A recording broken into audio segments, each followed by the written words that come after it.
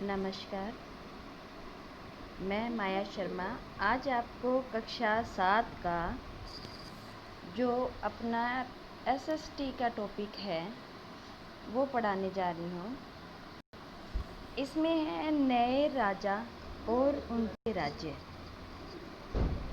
अर्थात 7वीं शताब्दी के बाद कई राजाओं का उदय हुआ और इस उपमहाद्वीप के जो हिस्से थे, जो ये उपमहाद्वीप के जो भाग हैं, इन भागों पर अलग अलग राजाओं के द्वारा अलग अलग भागों पर यहाँ पर राजाओं का क्या थी स्थापना। जैसे कि ये जो भाग है ये अपनी गंगा यमुना का मैदानी भाग है। यहाँ पर गुजर प्रतिहार और चहमान का था। इसके अलावा जो नीचे वाला भाग है यहाँ पर राष्ट्रकूट राजाओं का था। और जो गंगा के इधर का जो मैदान है, कहते हैं कि जब मौर्य साम्राज्य के कलिंग का जो युद्ध किया था तो यहाँ पर कलिंग साम्राज्य है। यहाँ पर है पाल शासन का साम्राज्य है और नीचे है तो नीचे चोल वंशों का साम्राज्य स्थापित है। अब जो इस साइड का जो एरिया था यहाँ पर मुसलमानों का जो अरब क्षेत्र था उसके अंदर दिया गया है। कहीं पर कन्नौज का क्षेत्र है, गंगा यमुना का मैदान है। तो गुजरात का जो क्षेत्र है यहाँ पर अलग से कोई राज्य का। इसी प्रकार अलग अलग नदियों का भी यहाँ पर क्या दिया गया था, संगम दिया गया था, जहाँ पर राज्य की स्थापना की गई है। कहते हैं कि गुजर प्रतिहार राष्ट्रकूट पाल चोल और चौहानों के जो शासक था उनका स्थान क्या था निर्धारित। अब हम इसके अंदर देख के करेंगे कि कौन कौन से राज्यों के अंदर कौन कौन से शासन कार्य करते थे। यही क्वेश्चन एक दर्शाया जा रहा है कि आप आज के उन राज्यों की पहचान कर सकते हैं जिन पर उनका नियंत्रण था। सिंपल सी बात है कि जब हम यदि भाग के अंदर अलग से डिवाइडेशन करते हैं तो थोड़ा सा ऊपर वाला जो क्षेत्र है ये देखते हैं।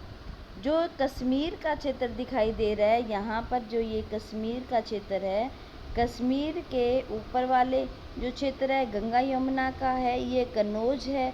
इसके अलावा जो चंबल नदी है, चंबल नदी के जो आसपास का क्षेत्र था यहाँ पर किसका राज्य दिखाई दे रहा है, गुर्जर और प्रतिहारों का शासन दिखाई दे रहा है। जो अब मतलब यदि वर्तमान में देखें तो अपने उत्तर प्रदेश का क्षेत्र है।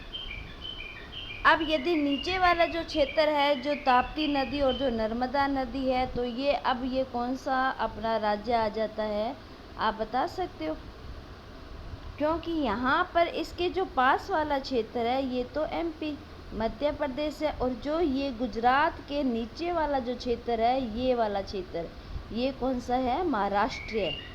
ठीक है, महाराष्ट्र का क्षेत्र बताते हैं। जैसे मराठा लोग यहाँ पर क्या करते थे, शासन करते थे बाद में। और इसी प्रकार यहाँ पर जो अपना बंगाल है, मतलब पश्चिमी बंगाल का जो क्षेत्र है, पश्चिमी बंगाल और आधा जो बिहार का क्षेत्र है, तो यहाँ पर कौन सा शासन करता है, पाल वंश के शासक है वो कार्य करते थे। इस प्रकार अलग अलग राज्यों के राजाओं का निर्माण है वो 7वीं शताब्दी से लेकर 12वीं शताब्दी के प्रमुख राजवंशों का शासनकाल माना जाता है। अब नए राज्यों का उदय और इसकी जो स्थापना थी वो कहाँ से हुई थी, कि नए राज्यों का उदय हुआ था और नए राज्यों के अंदर इसके उदय के कुछ महत्वपूर्ण तथ्य भी दर्शाए गए। सबसे पहले मैं ये जो चित्र आपको देख रहे हो आप लोग, इसके बारे में मैं बता देती हूँ कि ये जो चित्र है ये एलोरा की जो गुफा थी उसके नंबर 15 जो नंबर था उसे भीतरी चित्र, इसमें विष्णु भगवान का चित्र दर्शाया गया है और वो नरसिम्हा अवतार लिया हुआ है। किसका अवतार लिया है, ये देखो नरसिम्हा अवतार लिया हुआ है, ये नरसिम्हा अवतार है। ये एलोरा का भीतरी चित्र है। ठीक है, ये किसका है, एलोरा का भीतरी चित्र है, नरसिम्हा अवतार लिया हुआ है। और इसके अलावा यहाँ पर बहुत सारे जो थोड़ा सा यदि और देखें तो इसके अंदर मतलब जो नरसिम्हा अवतार है वो पुरुष और सिंह के रूप में दर्शाया गया है। यह राष्ट्रीय जो राष्ट्रकूट जो बीच का भाग था, ठीक है, मध्य प्रदेश के जस्ट जो नीचे वाला क्षेत्र है वहाँ पर जो राष्ट्रकूट काल था उसकी जो कृति है उसके बारे में भी ये दर्शाता है। अब मैं आपको इसके बारे में थोड़ा सा और डिटेल से बताती हूँ कि ये देखो नीचे कि 7वीं सदी के आते आते उपमहाद्वीपों के विभिन्न भागों में बड़े भूस्वामी और योद्धा सरदार है वो अपना अस्तित्व आजमा चुके थे।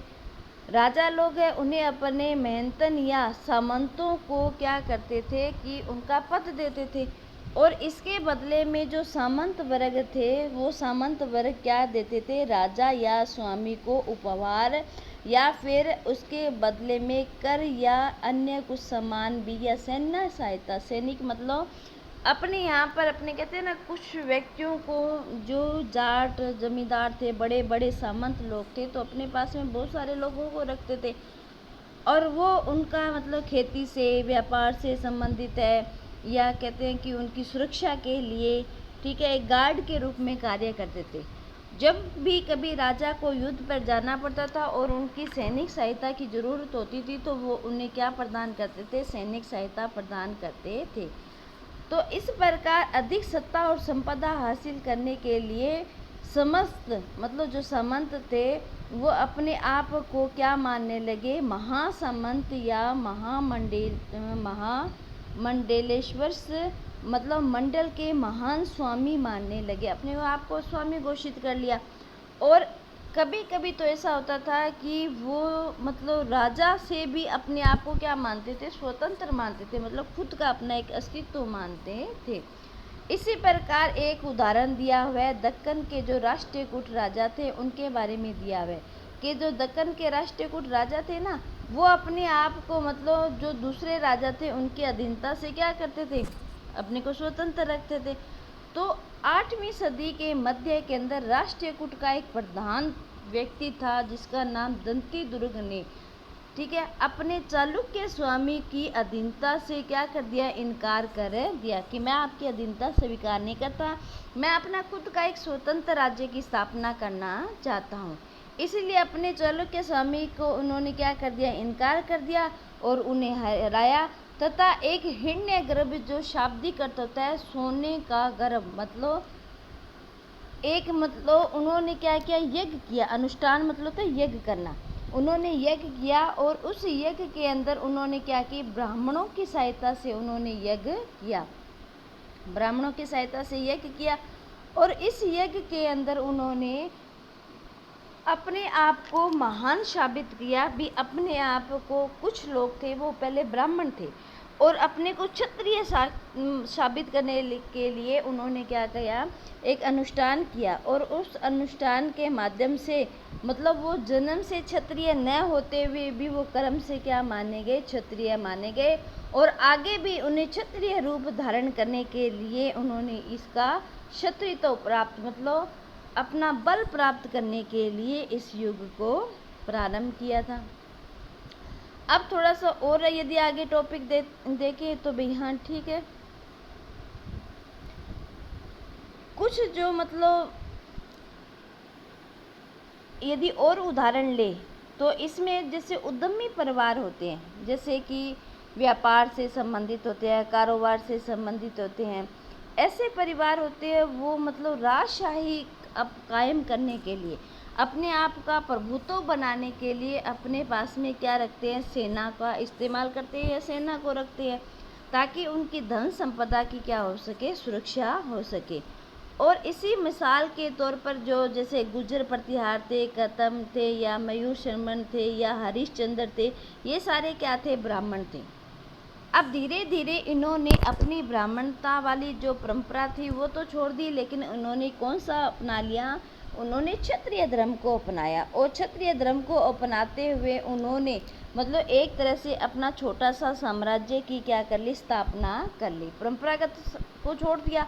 और इसी प्रकार जैसे कर्नाटक और राजस्थान के अंदर ऐसे राजा थे जिन्होंने अपने खुद की मतलब ब्राह्मण सभ्यता को छोड़ा और क्षत्रिय धर्म को क्या हुआ, अपनाया। अब थोड़ा सा नीचे देखो विचार करते हैं तो इस विचार के आगे हमें ये मिलता है कि व्यक्ति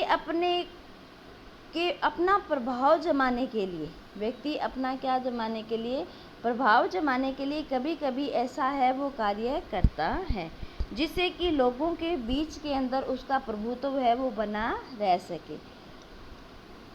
कुछ व्यक्ति होते हैं जैसे कि किसान या पशुपालन या अधिक मात्रा में क्या करते हैं, संसाधनों का इकट्ठा करते हैं ताकि उनका प्रभाव है वो ज़्यादा दिख सके। और इसी प्रभाव को लेते हुए उन्होंने कभी कभी राजाओं को क्या दिया जाता था, लगान दिया जाता था, या कर के रूप में या उपहार के रूप में, मतलब अपने आप को स्वामित्व को बनाए रखने के लिए राजा को उपहार देते थे। और राजा है उन्हें सामंत बना देते थे ताकि वो उनका जैसे व्यापार या राजस्व है वो अच्छा चले, और इसके बदले में राजा को अच्छे उपहार वगैरह भी मिले। राजा ना कई प्रकार के टैक्स लगाता था। कभी कभी तो जैसे अब तमिलनाडु का अपने देखते हैं, तो तमिलनाडु का जो क्षेत्र है सबसे नीचे अपने दक्षिण भाग का जो क्षेत्र है ना, आंध्र प्रदेश के पास में, तो तमिलनाडु का क्षेत्र है, तो वहाँ का राजा है ना वो मतलब 400 से भी ज़्यादा है इस कर के शब्दों का एक ताम्रपत्र पर एक लेख लिखा हुआ है, जिसके बारे में इसके बारे में वर्णन मिलता है कि वो किस किस प्रकार के जैसे कर लगाते थे। जैसे कि कोई व्यक्ति है वो श्रम करता था, मेहनत करता था, या मतलब कोई कटाई करता था या भूमि को जोतता था तो उसको भी कर देना पड़ता था। इसके अलावा यदि वो मकान बनाता था और मकान के ऊपर क्या बनाता है, मकान के ऊपर वो यदि मतलब छप्पर डालता था, आगे जो होते हैं ना अपने कहते हैं कि मकान के आगे छज्जा लगाना, यदि कोई व्यक्ति छज्जा लगाता था तो तब भी टैक्स देना पड़ता था।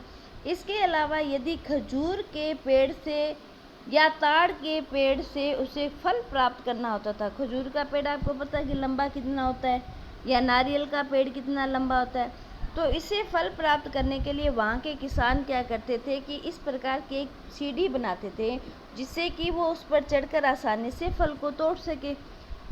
तो वहाँ का जो राजा था उन्होंने इस प्रकार जो सीढ़ी बनाने वाले किसान के ऊपर भी क्या लगा दिया था, टैक्स लगा दिया था।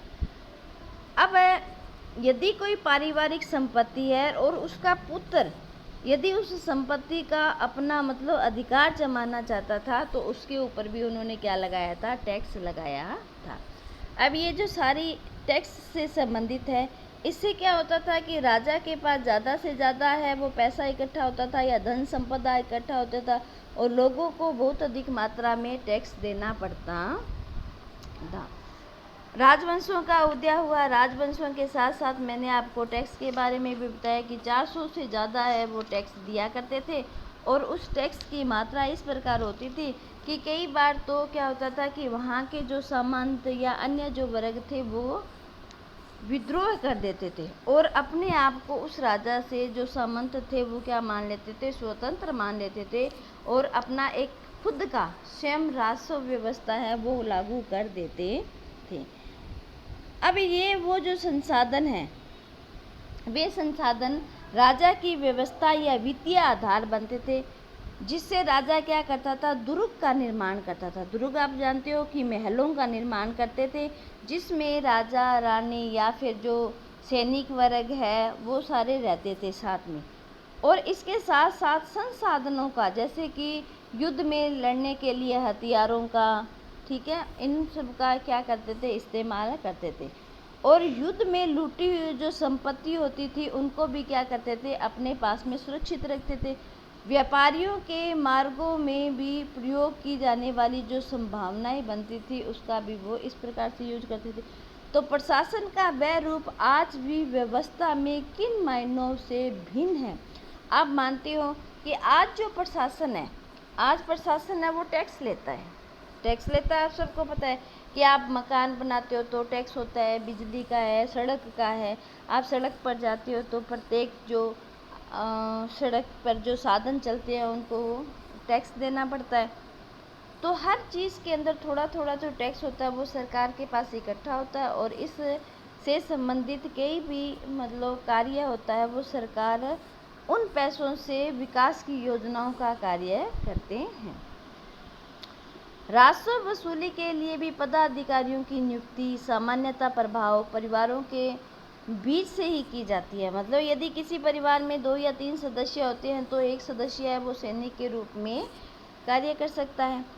प्राय जो वंशानुगत होते हैं, कई बार क्या होता है कि सैनिक वर्ग होते हैं, उनका पुत्र भी उसी राजा की शरण में क्या करता है, कार्य करता है। तो कई बार क्या होते हैं कि जैसे राजा का जो निकट संबंधी होता है वो भी क्या होता है कि इसके अंदर है वो कार्य करने लगता है, और इससे क्या होता है कि वो उसका सहयोगी बन जाता है कार्य करने में।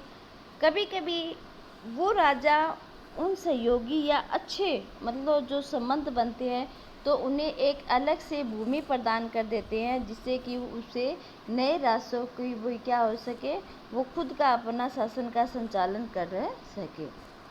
अब कल हम पढ़ेंगे प्रशस्तियों और भूमि अनुदान, मतलब भूमि को किस प्रकार से विद्वानों को दी जाती है, या फिर जो अभिलेख लिखे जाते थे जिनके माध्यम से राजाओं के बारे में जानकारी मिलती है, या अभिलेख हो गए, ठीक है, या स्मारक हो गए, तो इनके बारे में अपने कल की क्लास में पढ़ेंगे। जय हिंद, जय भारत, नमस्कार।